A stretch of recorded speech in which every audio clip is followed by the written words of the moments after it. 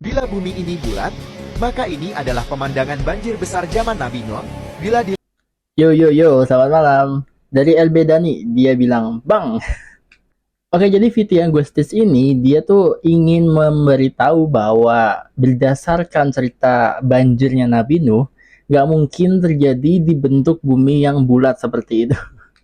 Jadi yang dia lakukan itu sebenarnya kurang tepat atau bisa dibilang salah ya, karena dia membanding-bandingkan cerita agama dengan fakta sains gitu. Cerita Nabi Nuh ya, banjir Nabi Nuh dia bandingkan dengan bumi itu bulat yang merupakan fakta sains.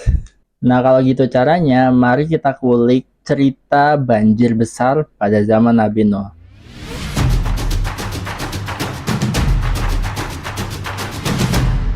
Tahu nggak sih, cerita banjir besar itu nggak cuma ada di agama Samawi, nggak cuma ada di Yahudi, Kristen, ataupun Islam. Cerita tentang banjir besar juga ada di mitologi Hindu dari teks yang bernama Satapatha Brahmana. Ada juga dari agama Zoroaster yang secara garis besar ceritanya mirip dengan cerita Nabi Nuh. Jadi ada banjir besar, satu orang membuat bahtera dan selamat. Bahkan for your information, ada juga versi dari cerita Yunani kuno, yaitu dari cerita Plato dalam buku Timaeus. Jadi di cerita Plato ini dideskripsikan ada sebuah banjir besar yang terjadi karena Zeus itu marah.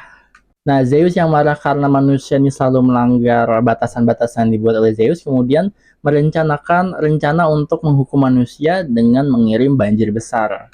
Nah, rencana ini kemudian diketahui oleh Titan Prometheus. Nah, Prometheus ini adalah Titan yang menciptakan manusia dari tanah liat, teman-teman.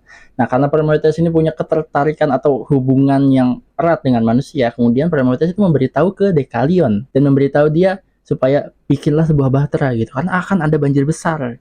Dan akhirnya Dekalion membuat bahtera dan terjadilah banjir besar gitu kan selama 9 hari dan 9 malam hingga akhirnya air surut dan bahtera tersebut mendarat di sebuah gunung.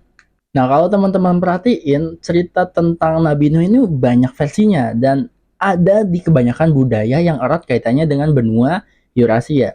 Lah kok bisa gitu? Kok bisa cerita banjir yang sama tapi beda versinya dikit aja itu ada di banyak budaya di Eurasia. Dan ternyata menurut para sejarah geologis maupun antropologis, cerita ini bisa jadi berasal dari sebuah peristiwa yang terjadi antara 7.000 hingga 8.000 tahun yang lalu. Pada rentang 7.000 hingga 8.000 tahun yang lalu, ya atau sekitar 8.800-an tahun yang lalu, itu terjadi peristiwa yang namanya Black Sea Deluge, teman-teman. Kalau kalian perhatiin foto ini adalah foto kota Istanbul yang berada di perbatasan antara Laut Mediterania dengan Laut Hitam.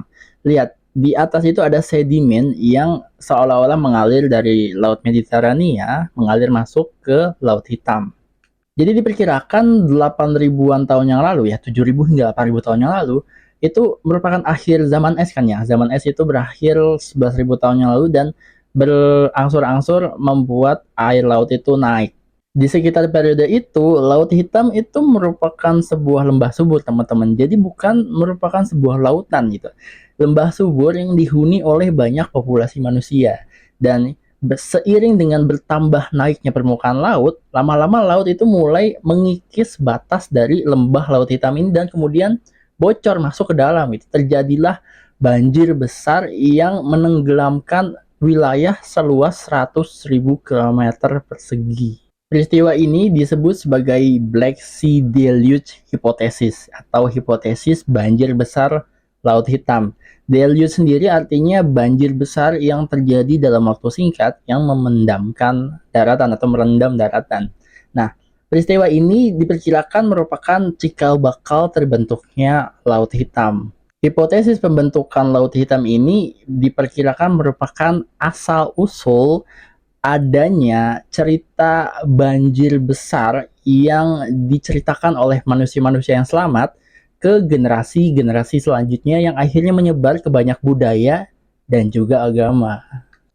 Jadi sebenarnya trend of talk-nya itu simple gitu. Karena banjir besar ini nggak cuma dikenal oleh satu agama aja, tapi banyak agama dan banyak budaya. Bahkan di versi awal, di versi Plato, itu banjir besarnya itu terjadi hanya 9 hari 9 malam. Sedangkan di versi kita, agama Islam, itu terjadi selama 40 hari 40 malam kan.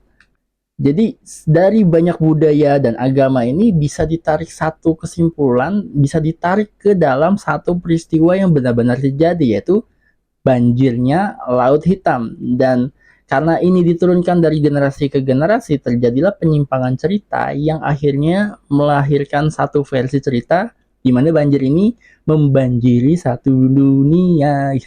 Sampai sini disclaimer dulu, gue tuh nggak menghina agama tertentu ya, gue cuma menceritakan cerita banjir ini ternyata ada di banyak budaya dan agama, dan ternyata kalau ditarik secara garis besar ke belakang itu bisa berasal dari Black Sea Deluge Hypothesis, pembentukan laut hitam yang pembentukannya itu membanjiri lembah subur laut hitam gitu.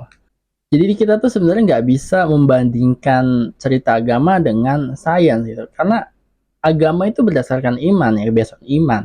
Sains itu based on evidence atau bukti. Membandingkan keduanya aja itu udah salah. Makanya kalau kalian mau membantah teori bumi bulat ya, yang udah jadi teori, bukan hipotesis lagi, pakailah teori logika juga, jangan pakai agama. Oke, jadi paling gitu aja. Jadi kesimpulannya, VT itu absurd.